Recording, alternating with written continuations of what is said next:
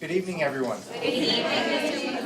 I always like to start off presentations in that manner because every morning I greet your children as they come through the middle school. I actually say good morning to them every morning to all 540 students. And it always brings a smile to my face when they either say good morning before I get a chance to say good morning to them, or they say good morning back.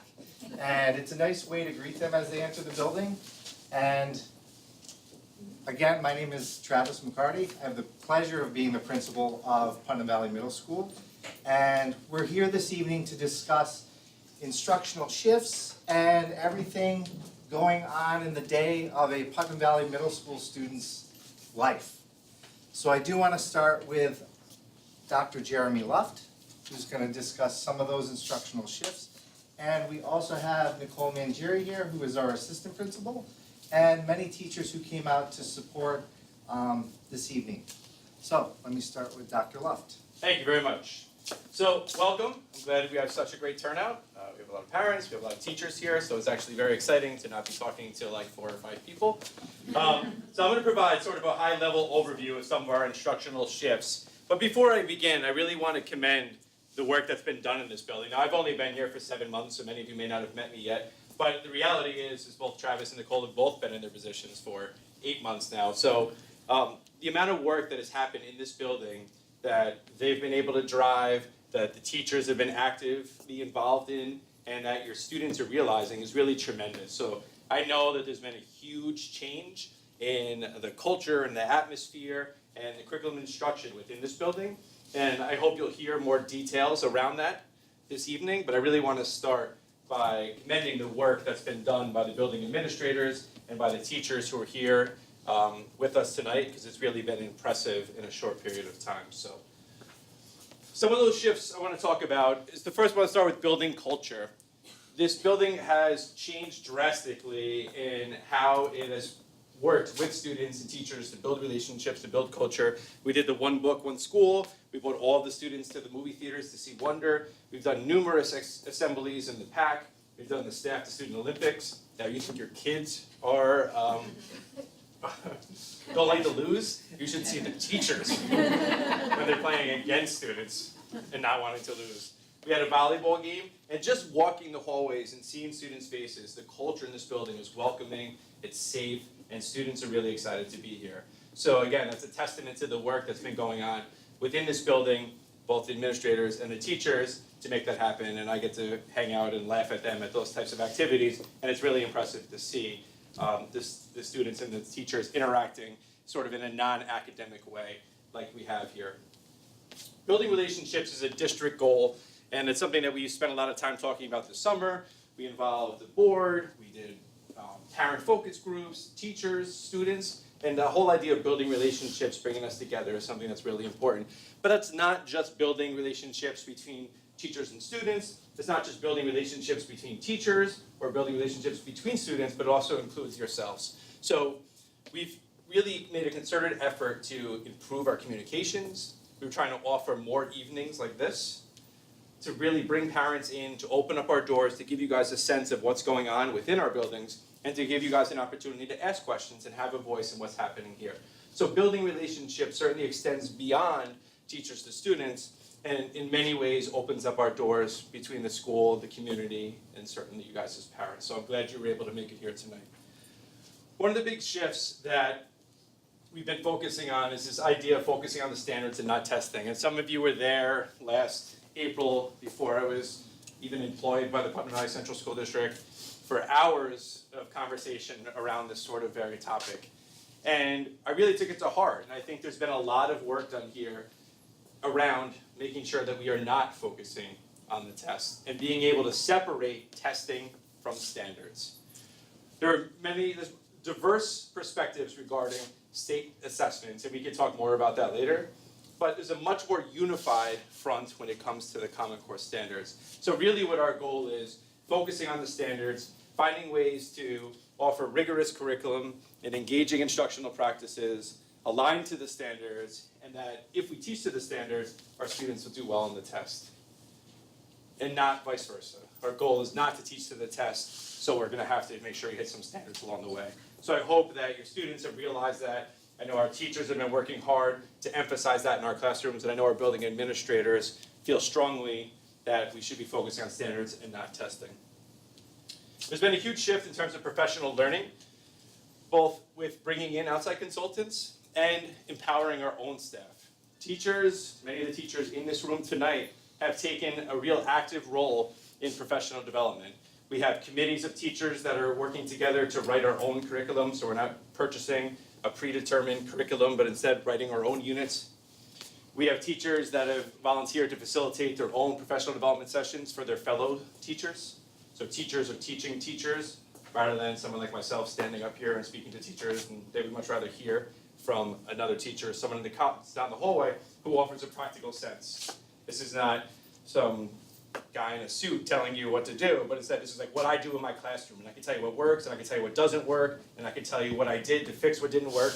So having that practical sense behind professional development has been really impressive. And the other piece is we have teachers that are designing their own in-service courses that are being offered to their fellow colleagues around the district. Social emotional health is something that's on everyone's radar. We implemented the Yale Ruler program, which teaches students to recognize and understand, label their emotions, and be able to regulate their emotions. So it's something, again, you think it's difficult. Many of you probably, I think about my own kids, about regulating their emotions or asking them to even recognize their emotions. And I'm like, wow, my kids are 6 and 9, and that's gonna be a challenge. You should see what it's like having a room full of adults.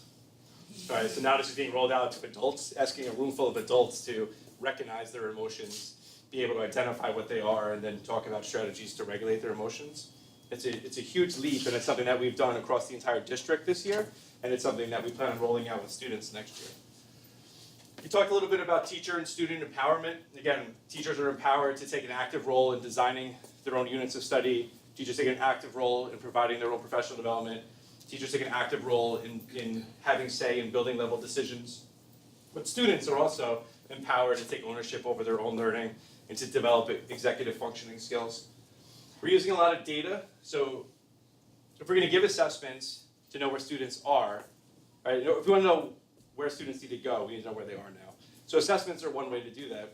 But if we're just giving assessments for the sake of generating a grade in a grade book, that's sort of a disservice to ourselves and to our students. So we're working hard to make sure that data that is collected from assessments is used. So used to individualize instruction for our students and is used to inform our instructional practices and our curriculum. So we do a lot of work around looking at all forms of data. And I'll talk a little more later about formative and summative data, but everything from an exit ticket to the state assessment. Right? If they're going to give us back information on it, we have to do the right thing and use that information to tell us what it can about our instructional practices. And our teachers are working hard with our administrators to make sure that happens. We've increased our course offerings. The picture on the board in front of you is the Mandarin Chinese, the online program that many of the students are involved in. In fact, we have a second cohort coming on board next year. We have a constant flow of school districts from around the area coming to Putnam Valley to see this firsthand. And I know for a fact that some of these districts are in the process of signing on for the same service next year. So it's a very impressive thing to see. The students working with the instructor is very, even though she comes to visit from time to time, even though she is on a screen, she is so engaging that you would think she was running around the classroom with the kids there. So she does a great job of engaging the students within it. So, and I talked a little bit about teachers being involved in designing their own units. So I wanted to provide you sort of a high-level overview of some of the things that I know Travis and Nicole are going to dive in more in depth. But thank you for your time, and I'll pass it on. So thank you very much. I feel like I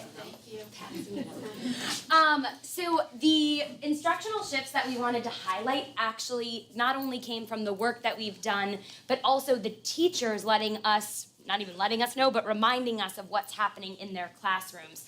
So we did a Google form, just like we had gathered questions from you, but to make sure that we had highlighted the best practices of our teachers as well. So first, just to zoom in on instructional and assistive technology, we've been working with Jennifer Kronk. She's a consultant that goes into, I'm pretty sure, all of our district schools, and she's with us on Tuesdays. And she comes in and works one-on-one with the teachers. She'll co-teach with you or provide professional development and helps teachers to use tools like Flipgrid, Google Classroom, and the Google Suite, And other extensions, Screencastify, Read Write. We're piloting Chromebooks in the 5th grade, and next year those 5th graders will have those Chromebooks in 6th grade, and 5th and 6th grade will both use Chromebooks because we're finding that we're really using the Google Suite and the extensions through Google. We've also had some teachers experimenting with the virtual reality viewers, as well as a augmented reality club that we've been that one of our teachers has been running. So it's not only about what's happening directly in the classroom, but how are we providing those opportunities to our students outside of the classroom as well. We've been trying to utilize Google Forms for assessments for students so that we can get that feedback and get the data and provide feedback quickly.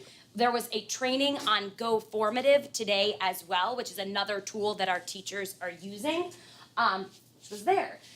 So more specifically, teachers can dive into exactly how they're using these, but what we want everyone to see is that instructional technology is not putting our students in front of a computer and saying, perform this activity. It's integrating it with the rigorous curricula that we have in place and providing, we'll get into differentiation later, but just providing other forms of access for our students. There are ways that they can record presentations if they're a little bit afraid of presenting in front of a group, and then the students can walk around and watch that.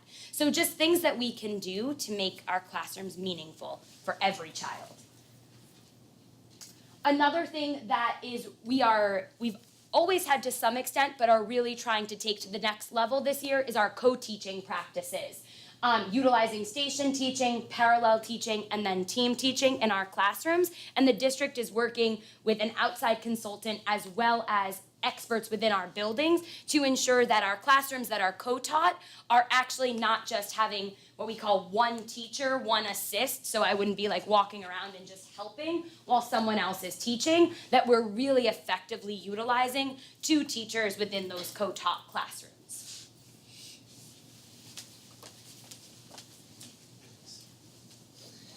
Very good. So I'm going to speak a little bit about some shifts in curriculum regarding math.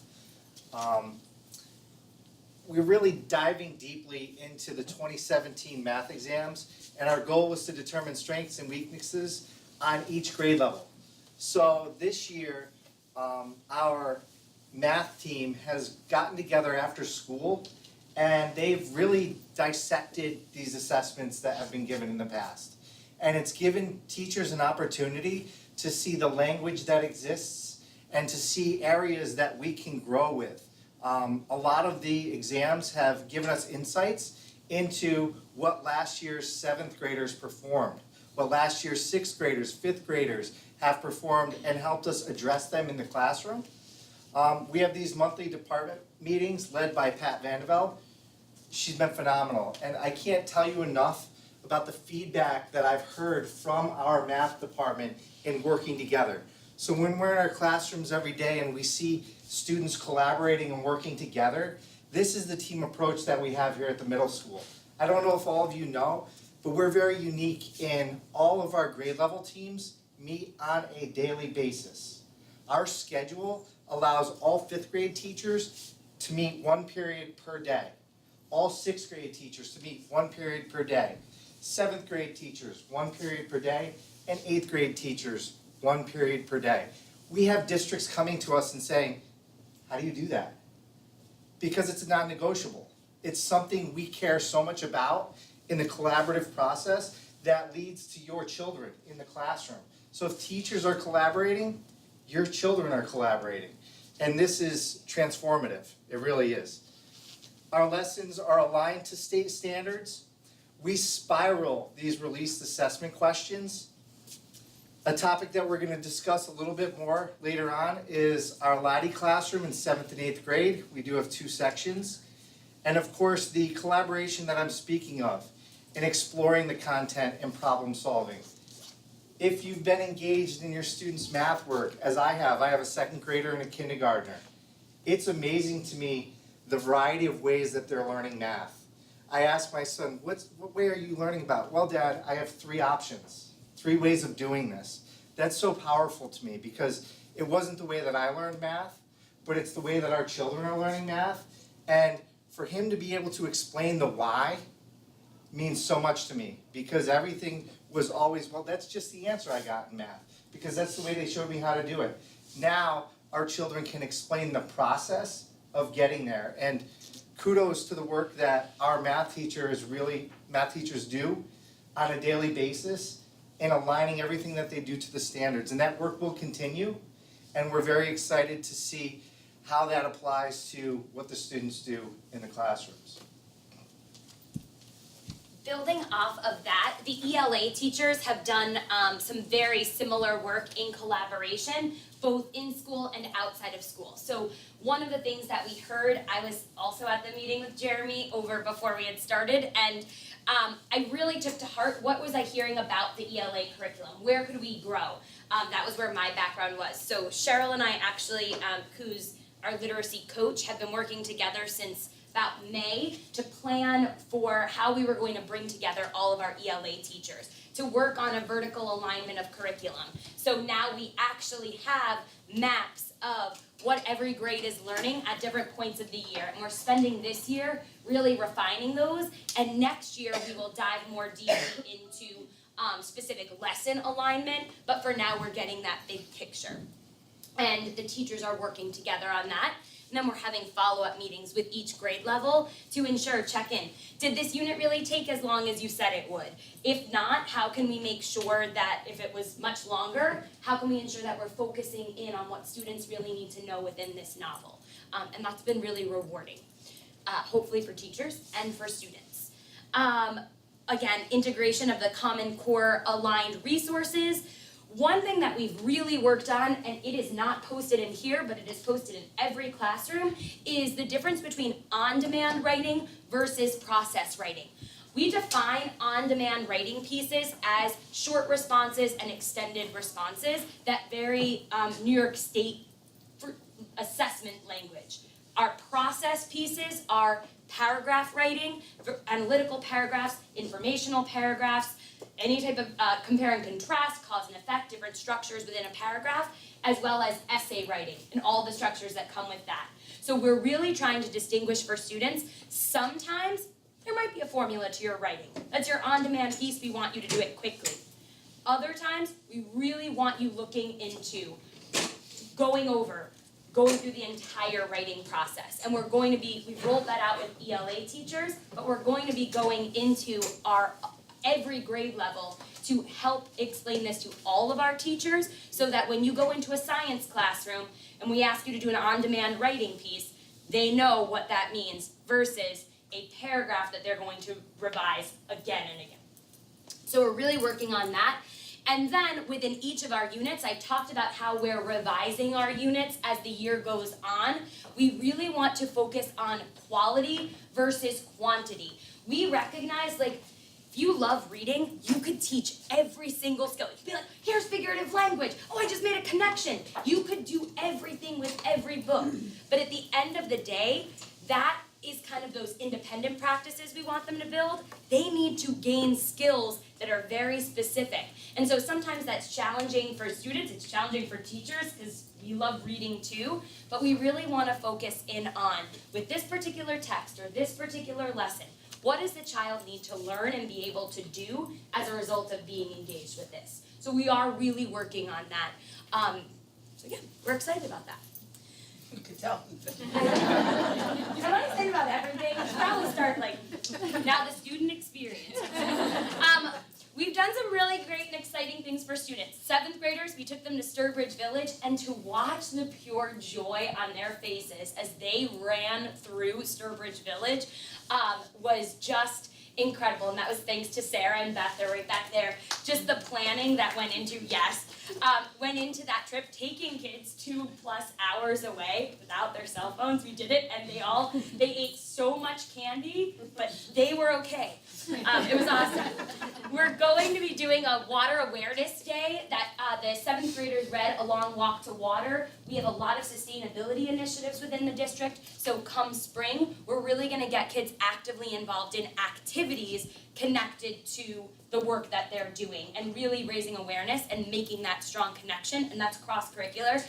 Maria Bradfield is here too. So the 7th grade science team is working with the 7th grade ELA teachers to bring that to life, as well as the rest of the 7th grade team.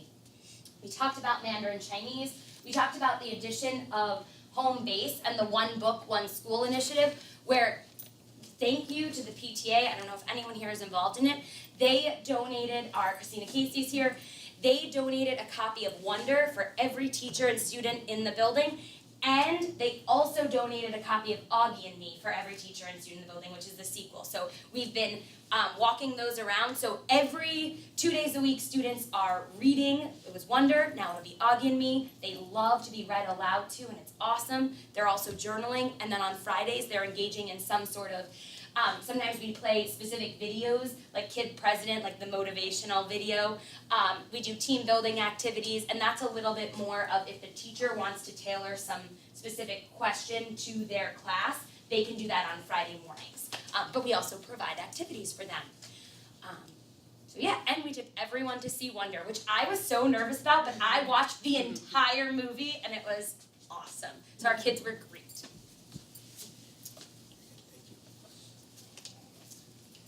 So if you think Nicole is engaging to your audience, you should see her in the classroom. So as we consider ourselves instructional leaders, we actually go in and co-teach lessons. Nicole also leads our ELA team, and the other day I got to watch a wonderful lesson where she was teaching the class and the classroom was teachers. So I got to be that student in the corner that asked a lot of questions, and she handled it very well. So to see administration involved in being instructional leaders is very powerful because we help to model and work with teachers regarding that. So one other thing that I'd like to mention before we get to our next generation science standards is the fact, I don't know if many of you have been in our courtyard lately, but we've actually fenced off a section for a community garden. So we're very excited to bring this community garden, and we have a triple P club, which is basically a gardening club in a sense. Plant preservation and produce. So they are going to be working with students. We want it to be organic in a sense. We want students to design it where there will be raised beds, and they will participate in growing vegetables, herbs, flowers, and we've even had some of our cafeteria workers want to use that produce and show students how that goes from plants all the way onto their plates. So this is exciting for us, something we wanted to do for a long time, and it does, it builds community. I know 6th grade reads the book Seed Folks. What a nice culminating activity to have with the book Seed Folks. So our next generation science standards have been coming for a while now, and we're waiting for these new standards to take the form of an assessment in a sense. So what we're doing is we're aligning our curriculum grades 5 through 8. The 5th grade curriculum is essentially designed, but in the 6th, 7th, and 8th grade curriculum, they kind of give us themes. And they say, you take those themes and you apply it. And I want you to think of it in a sense of spiraling. So as a 6th grader, you get a little bit of astronomy, you get a little bit of physics, and then it spirals into 7th grade and spirals into 8th grade as it goes more deeply. And these themes kind of weave within themselves, because as we go through society, we all know we don't stop in the grocery store and say, that's math, that's science, that's social studies. Everything intertwines together. So the same thing with our science standards. We're going to continue to work with this. It's actually spearheaded by Maria Bradfield, who has gone very deeply into this. She's a part of a consortium that meets in Westchester where they discuss how curriculum's being designed, because this isn't something that you just purchase and it exists. It's something that the state rolled out to us and said, we want you to design your own curriculum to align with these standards. And that's what we're going to continue to work on. And I'm excited to see how the science teachers within the building can put together that curriculum and apply it. We're already doing parts of it now, but really aligning those standards moving forward. One of my favorite topics, social studies. For those of you that don't know, I had the pleasure of teaching social studies in this building for 12 years. Social studies is changing framework-wise, where there are themes and they're aligning more to the Common Core standards, where we want students thinking about the why and the how as opposed to the what.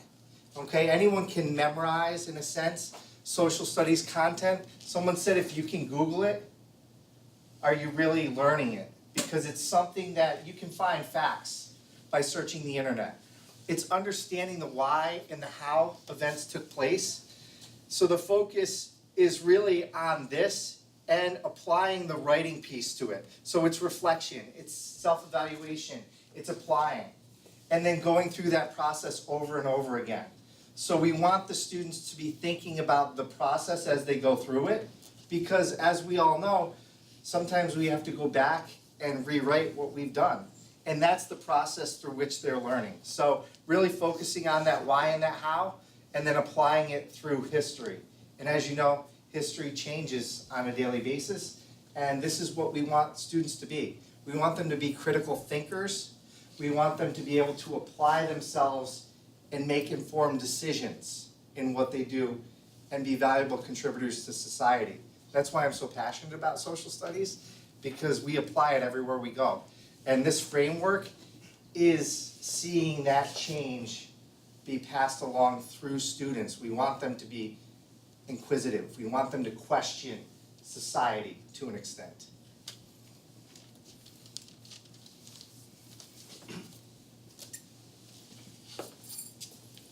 I think I drew the short straw when they gave me assessments. So, no, I'm kidding. I'm actually really passionate about this. Personally, I do not, I mentioned this before, I don't believe in sort of assessments for the purpose of generating grades, and I don't believe in assessments for the purpose of filling up class time, but I do believe in assessments as a tool to tell us about our students and what they know, where they struggle, and what they can do well, and what they need help with. And I do believe in assessments to guide our instructional practices of what unit did we kill it with this year, and what units did our students really struggled in, and how am I gonna revise my unit next year so next year's students do not struggle in the same area in which this year's students do. And I think we do that in many different ways. The last piece is, I don't believe in one assessment being the end-all, be-all. So a lot of our time and a lot of our effort goes into looking at multiple measures. So we're not basing any student decisions, instructional decisions, or curricular decisions based upon a single point. We don't decide who goes to AIS based upon a single point of data. We don't decide who leaves AIS based upon a single point of data. That there's multiple points, and that multiple points give us a fuller picture of what students can and cannot do. And that's really important when we talk about assessments. So the first one being formative assessments. So formative assessments are assessments for learning. These are usually informal and in class, and they happen in short little snippets. So they could be anything from exit tickets to a variety of computer applications, surveys, and other tools like that. But it's an easy way for a teacher to get a pulse of what's going on within the classroom, and allows for them to make immediate adjustments for their instruction for either an individual student or for an entire class. Then we have summative assessments. So summative and benchmark assessments are assessments of learning. These typically take place after the end of a unit. But we still use this data to support our instructional and curricular program. We use it for our intervention programs. So some of the summative assessment data is what we may use to determine student support services. And examples of these summative assessments are unit exams, benchmark assessments, New York State assessment, are all examples of summative assessments. So we use a variety of both types when making decisions, and although we use them for different reasons, formative assessments being for individual, on-demand, right at that time adjustments, and summative being for over the course of a unit or a year making adjustments. We use both throughout the entire school year to make sure we're doing the best job, and we continue to refine and revise our practices for the benefit of students.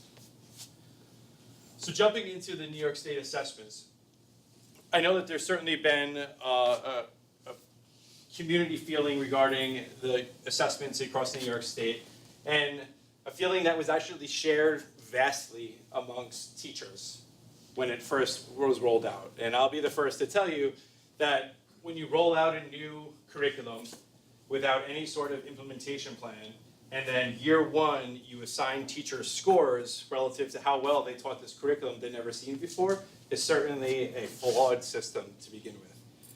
So that was sort of the beginnings of the opt-out movement, and I think almost every teacher in this room would probably echo those feelings a couple of years ago when that was the plan.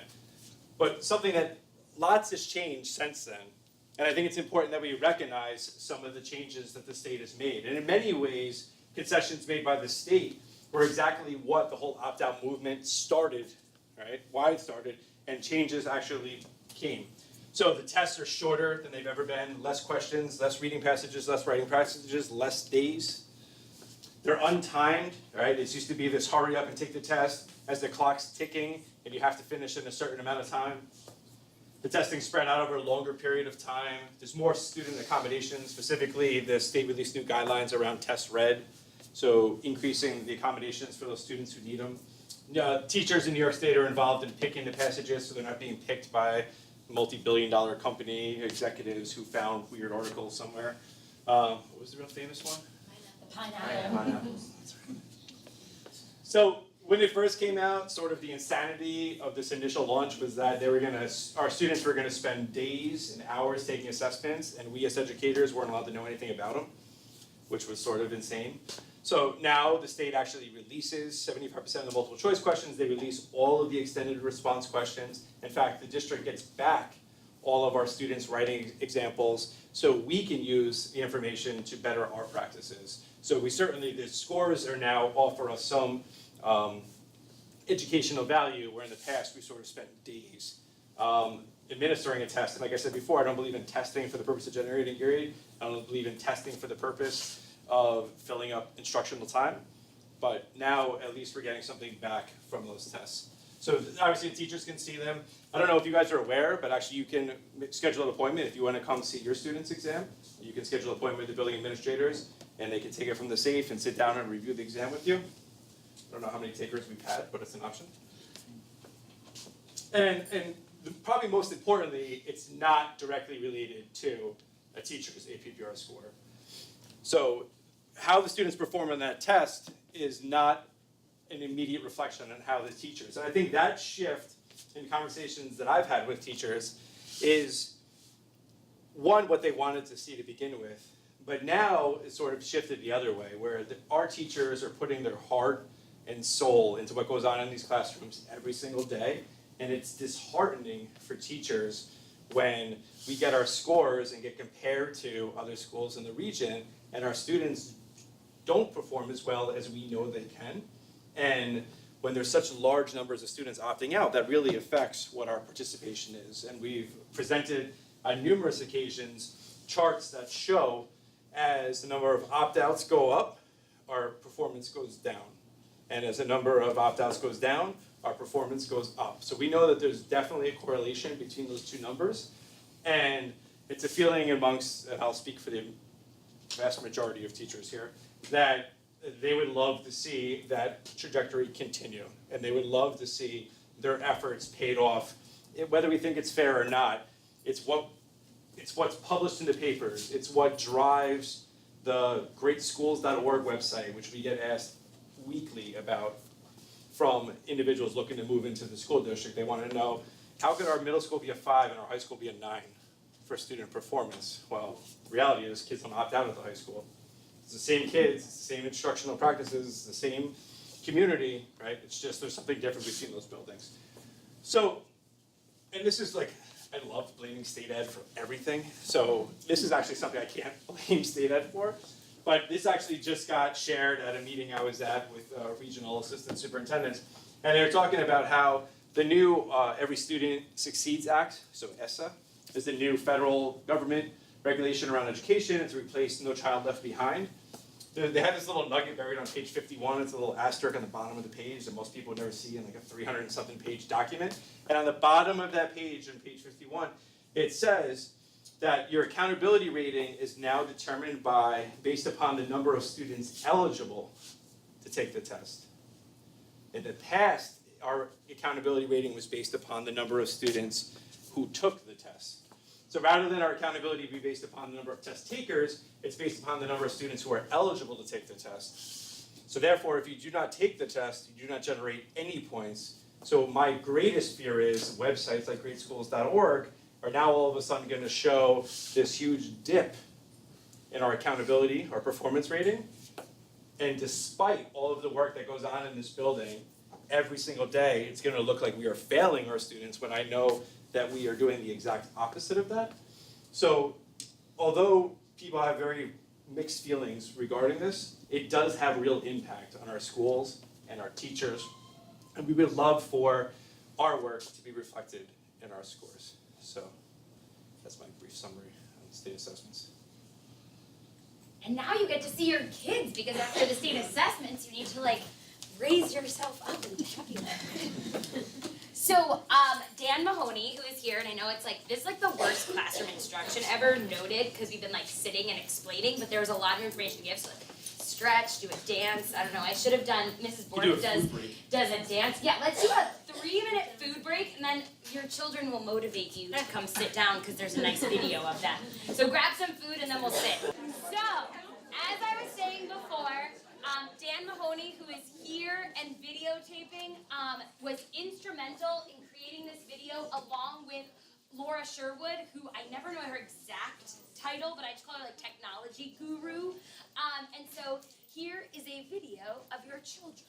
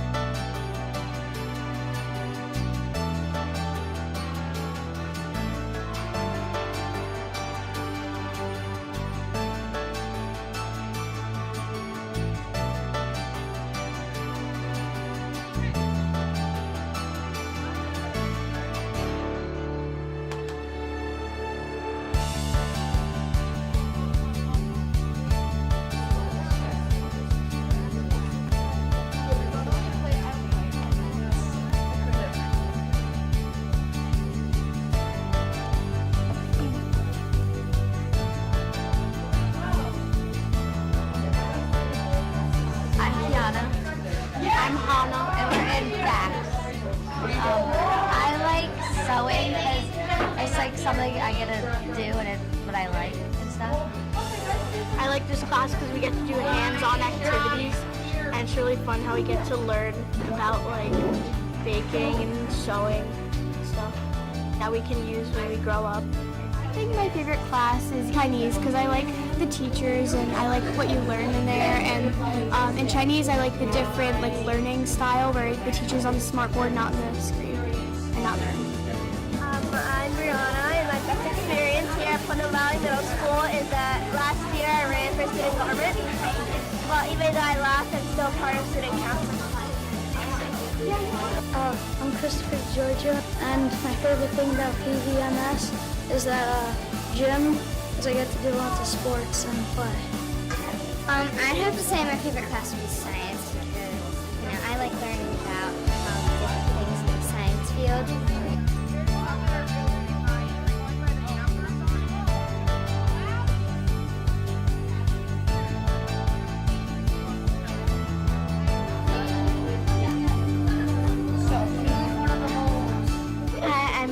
By Eunice, and my best experience here was the first day of this year because I was really excited to start new things, and I met Alexis, and she's new to the school, and she's one of my best friends now. Hi, I'm Alexis Benedito. Honestly, I am new here, but I'm just going to say everyone is really accepting. Every single teacher is, again, accepting as well as the students. So we have a great community here. Thank you.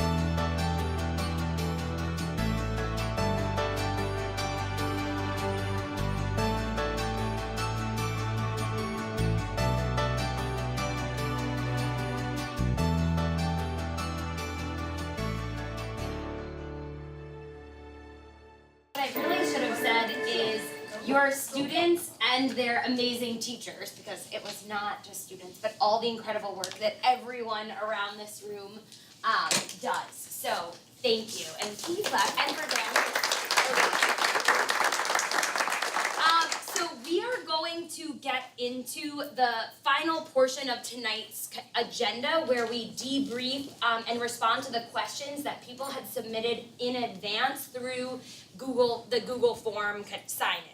What I'm also going to do is pass around some index cards, and there'll be pens up here. We're not trying to not answer questions, but we also want to make sure we're super thorough in our responses. So I know Jeremy said he would stick around, just if anyone had any really pressing questions at the end. But also, if you write them down, put your email on the back, we are going to send out, hopefully if I can figure out how to send a link to the presentation, but we've got the video that will get out through ConnectEd. We're going to send the video out of your students, and then any responses, additional responses to additional questions, we'll also let everyone know those as well. So just grab an index card, and if at the end you One on each card, or can I write a numerous on a You can write numerous on one card.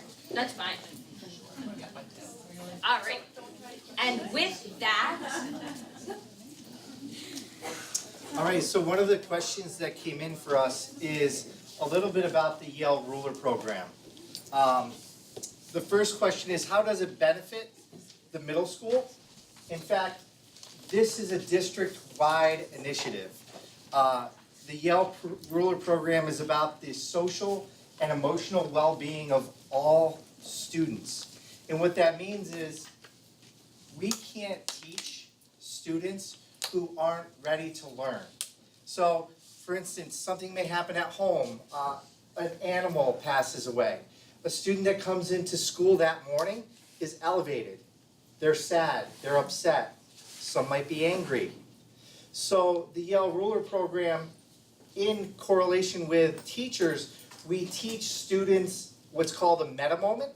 So it's a way for them to bring their feelings down more toward the center and be at a more peaceful spot so that they're ready to learn. And this is something that we've worked on throughout this school year, and in fact here at the middle school, Jason Kane, our psychologist, and Maria Belfont, our Spanish teacher, have been working with staff on first working with what's called a mood meter. So there's 4 quadrants, and there's different colors. You can actually download the app on your phone. I have it on my phone. And it's a quadrant, it's a big square with 4 spots. And I mark on that quadrant how I'm feeling at that point of the day. And it actually charts you throughout the day and throughout the year. But I think the more powerful part is learning how to get more toward the middle, so more balanced. And that's the work that we're continuing to do with our teachers, and hopefully next year we roll it out to our students, because unless our teachers are thoroughly prepared on how to take their own emotions toward the center, we can't convey that to your children. And I think everywhere that we go throughout life, we think about and reflect on our own emotions, and it's having the power and the tools to get more toward the center. So that's the work that we're continuing to do with the staff first, and then your children, and it's happening in all 3 buildings, the elementary school, the middle school, and the high school. I think someone asked, what are we doing with the data? We're not collecting data. I know you're upset to hear that, but there are things throughout the school day where we don't collect data. I don't know how we would emotionally collect how students are feeling. I guess we could. We could graph it. But really, everyone's home life is different. These are variables that we all have. I mean, our students go home. We have them for 7 hours a day, essentially. By the time, when you get them on the bus, it could be a matter of 8, 9 hours from bus to bus ride home. What goes on at home could be different from every child in the district. So when they're dropped off with us in the morning and I say good morning to all of them, we're starting a day fresh. I always tell them they start with a clean slate. We're looking forward to a great day. My final message on the announcements every morning, make good choices. That could apply to everywhere in life. Make good choices. And we're working on this program to eventually disseminate down to your children, and I'm looking forward to the day where I can walk up to a child and say, how are you emotionally right now? And for them to tell me where they are on the chart, and I'm gonna say, so what tool did you use to get yourself to a more peaceful area? And for them to tell me how they bring their emotions back toward the center. That's gonna be the day when we know that this program, they've used the tools and they can describe for us how to be more emotionally centered. So that's the Yale Ruler program. Again, we're not gonna use the data. It's more getting everyone socially and emotionally stable so that they can learn academically. And I think this can be applied everywhere in life, to sports, to academics, to music. Everywhere in their lives, they can apply this program. What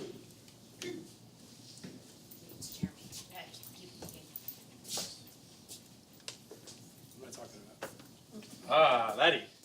So, I know many of you were here. We did a very similar parent evening to this in the fall to talk a little bit about LADEE. So for those who weren't here, let me give you like a 30-second overview. So what LADEE stands for is Learner Active Technology Infused Classroom. But it's not a different curriculum.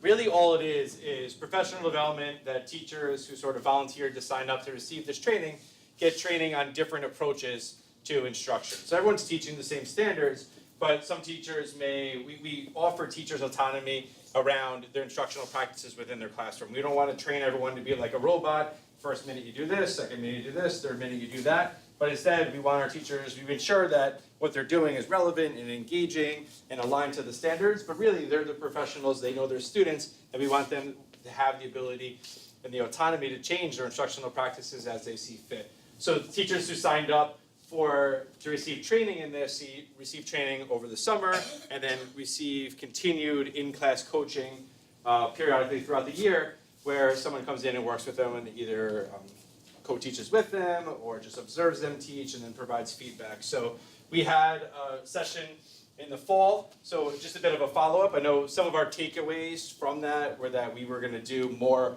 whole group benchmark lessons, and then speaking with the teachers that are involved in the LADEE training. I believe that's something that's happening. We wanted to make sure that students were aware and that there was ample availability for small group mini lessons. Again, so providing students opportunities, more opportunities or more structured opportunities to receive direct instruction from the teacher. So that's sort of our follow-up that continues.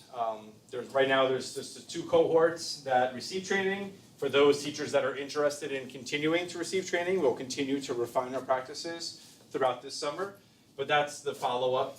The other one is other options for students. So again, we provide teachers the autonomy to follow whatever instructional practices or instructional approach they think is appropriate for their classroom. Again, we monitor that to make sure that students are being successful. We monitor that to make sure that students are engaged.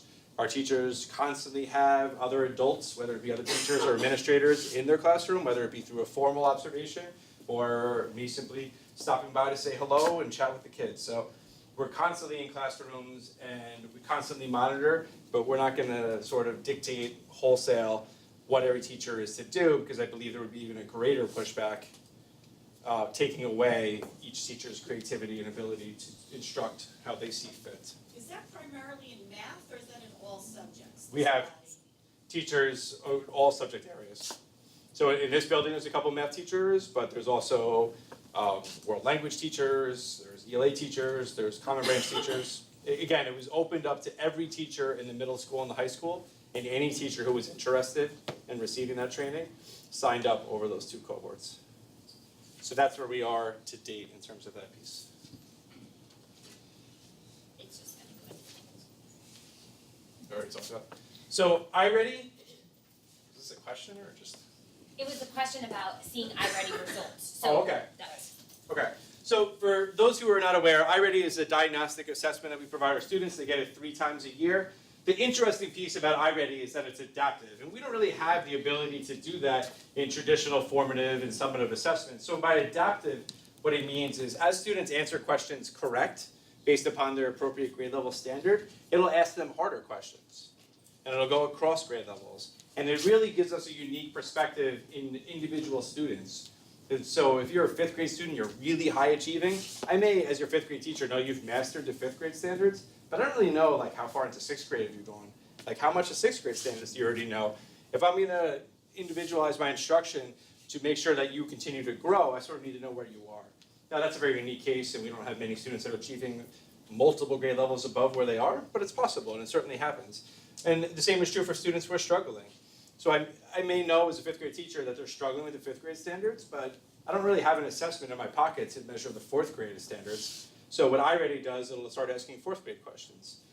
As I said before, I want to caution, we do not use iReady to make student decisions in isolation, right? We do not use iReady to make instructional decisions in isolation. We don't use it to make curriculum decisions in isolation, but we do use it as one of multiple measures to see what we think is right. So if iReady identifies an area where a student is struggling, that teacher may offer them, sit with the student and work with them directly. Like, is what this is telling me true? Did you just not understand the question? Did you just rush through this piece?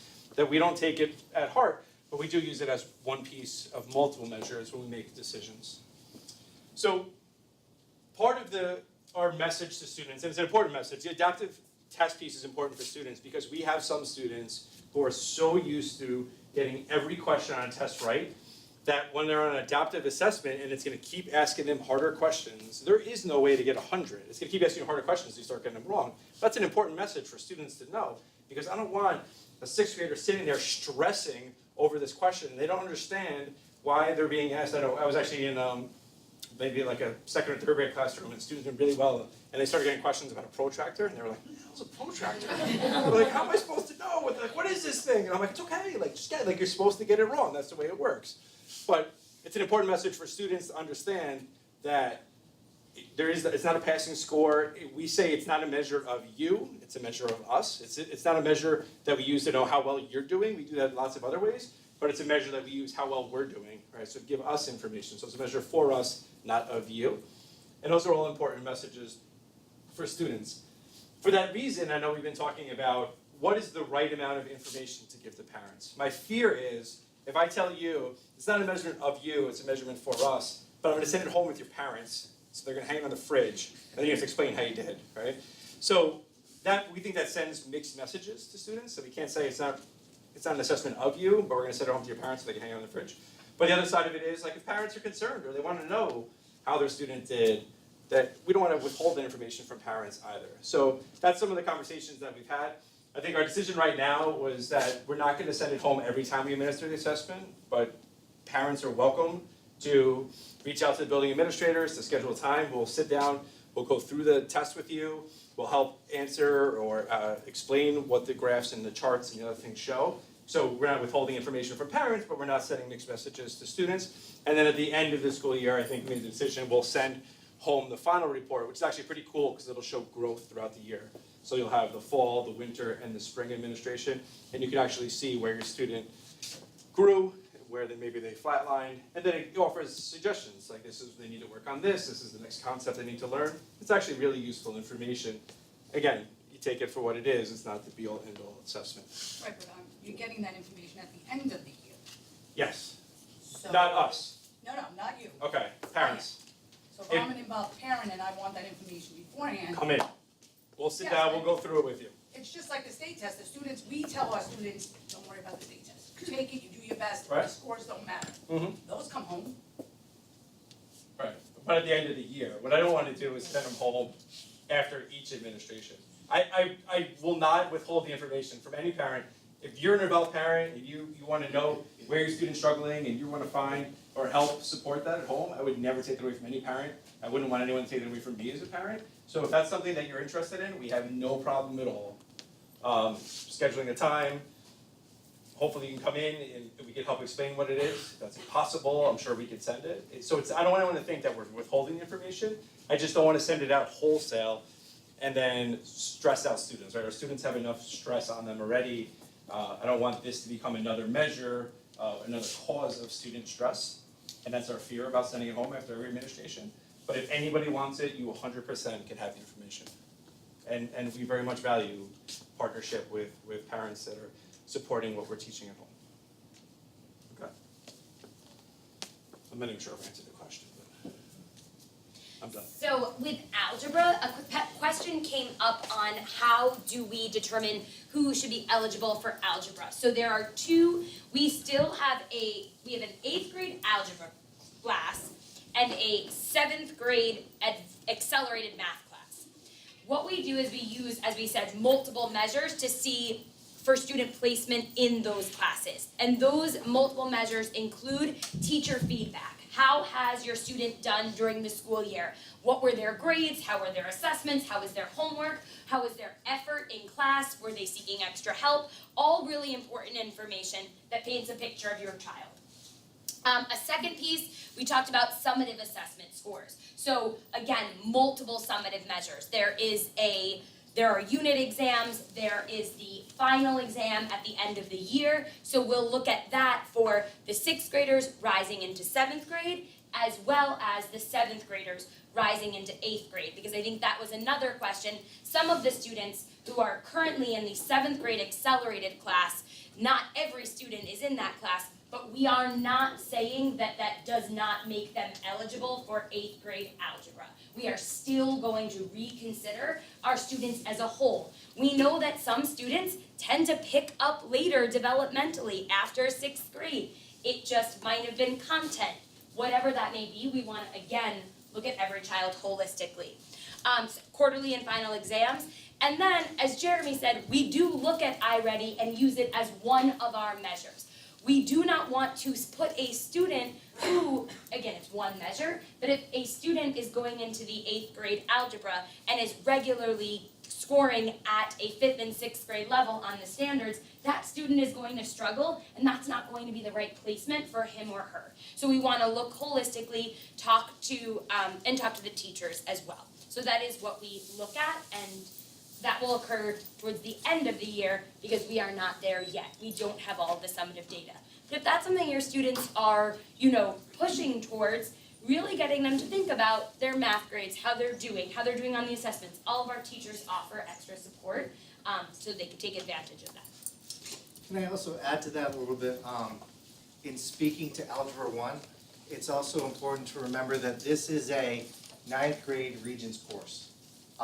So it's accelerated, it's challenging. In fact, students sign a contract which says they're not to score below an 85 average for the marking period. And I meet with the students to develop a little bit of a growth plan and give advice as to how they can improve. And if they don't take it as an 8th grader, they have the opportunity to take it as a 9th grader. So Algebra I, what it's doing is when it's shifted down into 8th grade, it's just accelerating them to take that course prior to becoming a high schooler. So I just want you all to have that in mind as well. So I want to talk a little bit about differentiation. I think teachers throughout all of their practice have differentiation in mind. And when you're in the classroom, you want to think of this in two ways, quantitatively and qualitatively. What we mean by quantitatively is the numbers. So you could reduce the amount of questions a student may have. You may reduce the amount of choices that a student may have. So let's say if it's a multiple choice exam or assessment, instead of giving them 4 options to answer, you might give them 2 options to answer. For math homework, instead of giving them 50 questions to answer, you might give them 10 questions to answer. That's quantitatively. Qualitatively, you might think of, let's say, lexile level. So in social studies, when I was giving a piece on the ancient Greeks, when I had more advanced students in my classroom, I would increase the lexile level and make it more challenging read. And those who needed it to be of a lower lexile, I would provide that for them as well. So you want to think of differentiating instruction as meeting the needs of all learners. The LADEE program that Dr. Luft spoke of is ideally this sort of system. The students have choice in the way that they complete their activity lists. So when you differentiate learning, I might be a visual learner and I want to watch a short clip on how to do something. I might be a hands-on learner, so I might have manipulatives to apply my learning or to understand my learning. I might like to read, so I might go online and read, or I could have a text to read in class. So that's addressing the different learning styles through differentiation. And of course, we use the data to drive our instruction. So we compile this information and then we address it with our different style learners in the classroom. So that's a little bit, I think there was a question that came up regarding where does differentiation occur? How does it occur? I was sitting in a meeting today with teachers and we were speaking of just this. We were saying, have you tried with a student to reduce the number of questions or reduce the number of choices to see exactly where their needs are? And the teacher was right on. Yes, I have. Here's an example. And this is what we're doing every day through our team meetings and instruction. So I do want to kind of conclude. And you all have your exit slips, I'll say. But I want to thank you all for coming out this evening. I think that through opening the doors to the middle school and inviting you to come in and provide feedback for us, and for us to share with you that we are addressing the whole child. I always found it to be interesting, if you were to walk through a school day as your child, what would that look like? I've often thought of wearing a GoPro and just going through the school day and seeing what it was like to be in PE class, to go to health, to go to Spanish, to go to ELA, math, social studies, science, lunch. What does that look like for your children? And I'm hopeful that we were able to explain some of this to you this evening. Our Student of the Month breakfasts that take place once a month. We've invited you to come in with your students and share that nice occasion. We're looking for more opportunities to invite everyone in and see what we're doing. And again, we're partnering with you. We have the pleasure to work with your children every day. You have the pleasure to work with your children every day as well. And we want to continue that partnership. And any feedback that you can provide us, as you see in here this evening, all the teachers that come together to develop that whole child. This community is built on relationships and fostering lifelong learners. And we want to continue to do that. We want to partner with you. Please provide us that feedback. Please keep coming out for these evenings. And I look forward to a tremendous rest of the school year and the growth of your children. Thank you, everyone.